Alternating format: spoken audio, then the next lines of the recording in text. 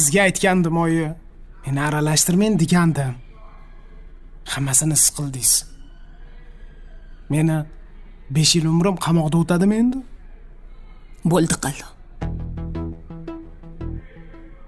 Hayotimni barbod qildingiz. Birga yeganimizdan keyin birga to'laysan.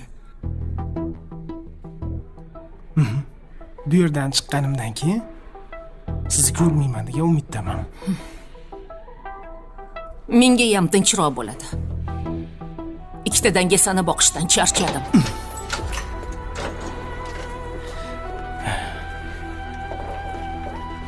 Tezroq.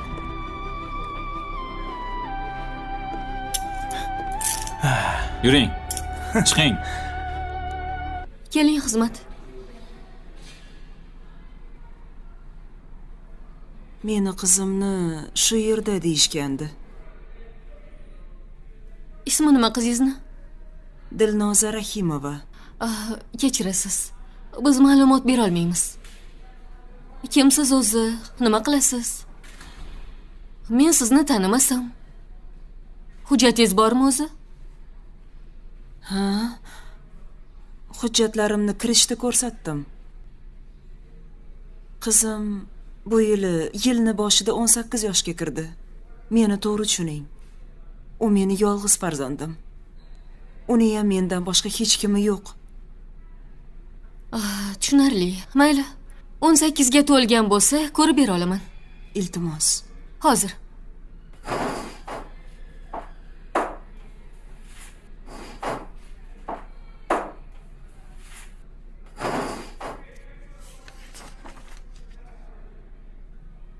Xo'sh, ismini nima dedingiz? Dilnoza Rahimova.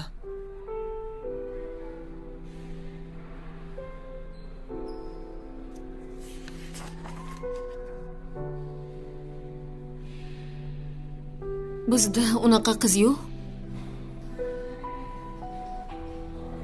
18 ga kirgan bo'lsa, menimcha muruvvat uydan chiqarilgan. Qayerga chiqarilgan? Hozir. Telefon raqamini beraymi? O'zingiz qilasizmi yoki o'zim qilib ko'raymi? O'zingiz qila qoling. Telefonim yo'q.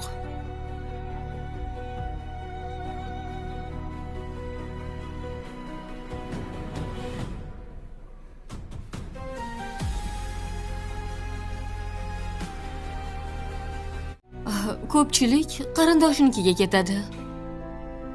Keyin yana o'qishga kiradi yoki ijaraga chiqadi. Ijaraga?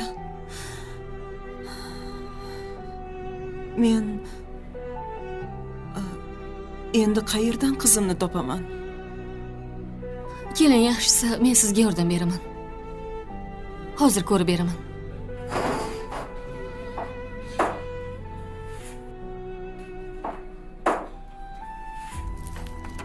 Xo'sh, bizda bitiruvchilarning ro'yxati bor. Xo'sh, Dilnoza Rahimova dedingiz-a? Shunaqami? Ha. आज हम drama serial catcher season 2 के अगले episode में देखेंगे कि aunty Ayesha घर पर है क्या। सारा ने बड़े एहतराम से साला बेगम से पूछा था। इतने ही में प्यार से जवाब मिला था, बेटा वो छत पे अपने कमरे में। सारा से ठीक आंटी, मैं इसके कमरे में चली जाती हूँ। साला बेगम ने कहा ठीक है। सारा छत पर जा रही हो जब इसकी टक्कर बिस्तर से हुई। सारा ने बेध्यानी से अपना सर पकड़ कर रखा। अंधे बशीर ने कहा ज़हब नसीब, किससे टकरा हो गया। हम आज किसकी शक्ल देख रहे थे जो इतनी खूबसूरत शक्ल का दीदार हो गया। इसने बड़े शरीर लहजे में कहा। सारा ने बशर को कोई जवाब देना मुनासिब नहीं समझा और शर्माती हुई वहाँ से जाने लगी। अचानक बशर ने सारा का हाथ पकड़ लिया। सारा ने कहा ये क्या कर रहे हो आप। बशर ने कहा कि कुछ नहीं, बस कुछ देख रहा था। हाथ में सारा ने कहा क्या। बशीर ने कहा मेरे नाम की अंगूठी। सारा ने हाथ छुड़वाया और भाग गई। बशर ने सर में हाथ फेरते हुए कहा। शर्मा गई आयशा अपने कमरे में बैठी मसलसल किसी चीज़ को रट्टा लगा रही थी। अचानक सारे कमरे में दाखिल हुई। सारा बोली, लड़की जल्दी चलो, आज प्रोफेसर रिफत ने जान निकाल देनी है। आयशा ने कहा, सारा मैं तुम्हारे पूरे आधे घंटे से इंतज़ार कर रही हूँ, कहाँ मर गई थी तुम? सारा ने पहले तो रास्ते में कार का पेट्रोल ख़त्म हो गया था, फिर अब तुम्हारे पास आते हुए बशर मिल गए। वो इतनी रवानी से बोल रही थी कि इसे एहसास ही नहीं हो पा रहा था वो क्या भूल गई थी। जब एहसास हुआ तो ज़ुबान दांतों में ले ली। आयशा ने कहा, ओए होए बशर भाई से क्या बात हुई, ज़रा हमें भी तो बताओ ना। इसने बड़े शरीर लहजे में सारा को छेड़ा और सारा ने कहा, रास्ते में बताऊंगी, अभी चलो। और वो आयशा को ले बाजू से पकड़ कर ले गई। साले बेगम ने सारा और आयशा को आते देखकर, बेटा तुम दोनों नाश्ता कर लो। आयशा ने कहा, नहीं मम्मा, बहुत देर हो गई है, हम जा रहे हैं, अल्लाह हाफिज। वो दोनों दरवाजे के पास पहुंची तो अचानक वहां पर बशर आ धमका। बशर जब आया तो सारा अपने बालों को कान के पीछे करते हुए दूसरी तरफ देखने लगी। अस्सलामुअलैकुम भाई, आयशा ने कहा। बशर ने बड़े प्यार से जवाब दिया, वालेकुम अस्सलाम भाई की जान, मैं तुम लोगों की को कॉलेज छोड़ दूंगा अगर तुम में से किसी को कोई मसला ना हो तो। आई मैन तुम लोगों को कोई मसला ना हो। आयशा ने कहा, नहीं भाई, असल में ना मेरे पास एक अदद बाइक है जो शायद आपने ही मुझे गिफ्ट की थी, और किसी को लेकर जाना हो तो आपसे पूछ लें। आखिर फकरा इसने बशर को कानों में कहा था। बशर ने बनावटी खनफी से कहा, आशी तुम नहीं सुधरोगी ना, अल्लाह भाई माफ़ करे। आयशा ने कहा, और वो दोनों आयशा की बाइक पर कॉलेज के लिए निकल गईं। दानियाल शेख की शादी इनकी खालाजाद से हुई थी। दानियाल शेख मुल्क के बहुत मशहूर बिजनेसमैन और शेख ग्रुप ऑफ इंडस्ट्रीज के मालिक थे, लेकिन वो बहुत ही खुदा तरस और सखी इंसान थे। इसकी जोजा साले बेगम भी बहुत नेक औरत थी, वो गरीबों की बहुत मदद करती थी और यही अंसर इनकी औलाद को विरासत में मिला था। इनके 3 बच्चे थे, रहम, बशर और आयशा। रहम अपने बाबा के नक्शे कदम पर चलते हुए बिजनेस में आ गया था। इसने बहुत ही कम अरसे में बड़ा नाम कमा लिया था। बशर इंडस्ट्रीज कंप्लेंट करके अब कुछ दिनों की रेस्ट पर था। आयशा सबसे छोटी और सबकी लाडली थी।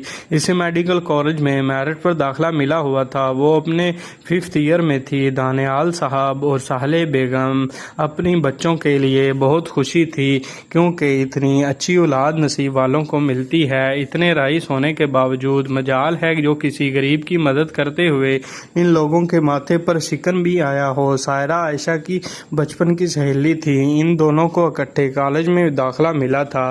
सारा के वालिद दानियाल साहब के मैनेजर और बहुत अच्छे दोस्त थे, और बशर भी तो सारा को पसंद करता था। साले बेगम भी ये बात जानती थी, बस एक बेहतर वक्त का इंतज़ार कर रही थी। आयशा यार आहिस्ता चलो, अस्पताल पहुंचाना है क्या? सारा ने आयशा को बोला, और आयशा ने कहा, अरे पगली वही तो जा रहे हैं। वो दोनों सारा की बात पर हंसने लग गए। पार्किंग एरिया में बाइक पार्क की और वो दोनों हॉस्टल के लिए भागी। रोज़ की तरह आज भी रफ़ात साहब दोनों की क्लास ले ली। वो बोली, डॉक्टर आयशा, डॉक्टर सारा, एक डॉक्टर को ये बात सेवा नहीं देती कि वो वक्त का ख्याल ना रखे। सारा ने कहा, मैम आज ट्रैफिक वार्डन ने बिला वजह का चलान कर दिया, हमें नहीं तो हम आज जल्दी आ जाना था। रिफत साहबा ने कहा कि डॉक्टर आयशा, इस वीकेंड पर मैं दानियाल साहब से बात करती हूँ कि आपकी बाइक को ताला लगाए, वरना इस साल का रिजल्ट अच्छा ना आने की चांसेस हैं। वो दोनों चुपचाप रिफत साहब का लेक्चर सुनकर ओपीडी की तरफ चले गई थी, जहां जुनैद इन दोनों का इंतज़ार कर रहा था। इसने कहा था, तुम दोनों टाइम पर तो नहीं आ सकती हो ना? आशी ने कहा, ओए मेरे साथ पंगा ना ले, और ये चुपचाप बातें सुनकर ना तुम्हारी इस जुवेरिया को सुना जो रोज़ हमारी शिकायत रिफत साहब से कर देती है। और यहीं पर आशी ने रिफत नामा खोल कर जुनैद को सुनाया, जो जुनैद चुपचाप सन्नाटा हुआ। सारे जुनैद को शक्ल देखकर अपनी हंसती दबा रही थी। ऐसी ही थी आयशा, वो किसी का लिहाज नहीं करती थी, ऐसे ही जिंदा दिल थी वो किसी के आगे अपनी ज़बान को कंट्रोल नहीं रख सकती थी, लेकिन वो किसी से बदतमीज़ी नहीं करती थी। छुट्टी के बाद आयशा सारा को इसके घर ड्रॉप करके जब शेख वाला पहुंची तो वो बहुत हैरान हुई, क्योंकि आज शेख دیکھ والا میں معمول سے زیادہ رونق تھی۔ وہ جب ولا کے اندر گئی تو ایک نہایت ہی خوبصورت آواز جو اسے بہت بری لگتی تھی نے استقبال کیا۔ یہ اس کی خالہ تھیں، انتہائی بناوٹی طریقے سے بشرا بیگم اسے گلے لگا رہی تھیں۔ بشرا بیگم نے منہ بسورتے ہوئے کہا، میرا بچہ دیکھو کیسے ہلکے پڑے ہوئے ہیں، سالے دیکھو کیسے ہڈیاں نکل آئی ہیں، تم ایسے کھانے کو کچھ نہیں دیتی کیا؟ عائشہ نے کہا، خالہ میں بالکل ٹھیک ہوں، مجھے یہ بتائیں مومنہ آپی آئی ہے؟ بشرا بیگم نے کہا، ہاں اسے کیسے چھوڑ کر آ سکتی تھی، اور وہ پتہ ہے وقار بھی آیا ہوا ہے۔ اس نے خوشی سے اچھلتے ہوئے کہا، واقعی وقار بھائی بھی آئے ہیں؟ بشرا بیگم نے کہا، تم تو ابھی ہی بھائی ہو۔ سالے نے بات کاٹی اور کہا کہ جاؤ بیٹا، خالہ کو آرام کرنا ہے، آپ مومنہ کے پاس جاؤ۔ اچھا مما، عائشہ نے کہا، اور وہ وہاں سے چلی گئی۔ عائشہ جب گیسٹ روم میں گئی تو مومنہ بیگ میں اپنے کپڑے نکال رہی تھی۔ وہ پیچھے سے آ کر مومنہ کے گلے لگ گئی تھی۔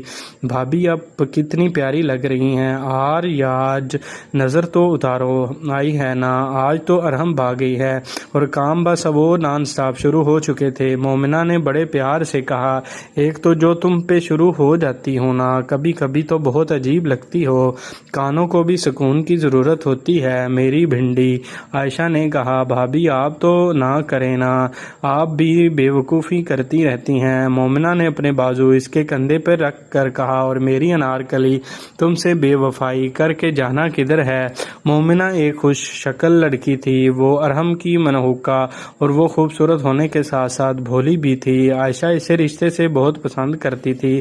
چند ماہ بعد عید کی رخصتی تھی، اچانک وقار اندر آیا۔ اس نے کہا، ہم نے نہیں ملو گی، سٹری ہو رہی ہو بھنڈی۔ عائشہ اس نے طرف مڑی اور بولی، بھائی وقار عرف بھائی بیکار، آپ کو نیوی والوں نے رکھ کیسے لیا ہے؟ انہوں نے یہ نہیں کہا کہ ہم فالتو لوگوں کو نہیں رکھتے؟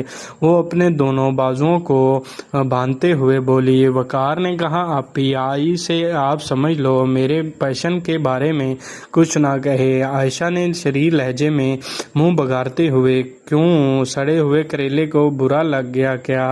وقار نے غصے سے منہ پھلایا اور جیسے دیکھ کر مومنہ اور عائشہ نے مل کر کہا۔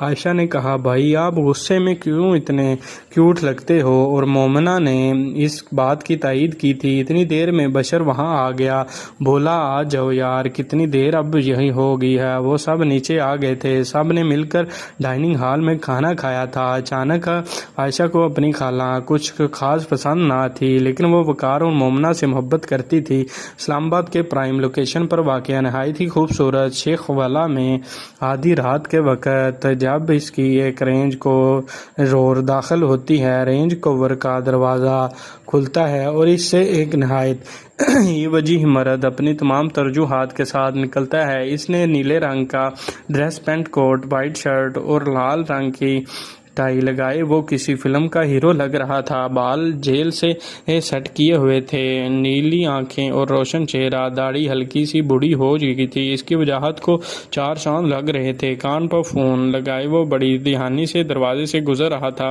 اچانک اسے کچن میں کسی کی موجودگی کا احساس ہوا۔ وہ اچانک چونک گیا۔ یہ مومنہ تھی جو پانی پینے نیچے آئی تھی، لیکن وہ نہیں جانتی تھی کہ وہ کسی کو بلا کو گلے لگانے کے پہنچ چکی ہے۔ وہ پنک کلر کے سپیلنگ سوٹ میں ملبوس تھی، اس کے کالے ملبے بال کھلے ہوئے تھے جنہیں وہ کچھ دیر پہلے ہی برش کے ساتھ آئی تھی۔ ساتھ میں کانوں میں وائر لیس ہینڈ فریز لگائے ہوئے تھے، منہ میں کپ سے آری تھا، لیکن اس کا اجالا سفید رنگ مزید نکھر کر آ رہا تھا۔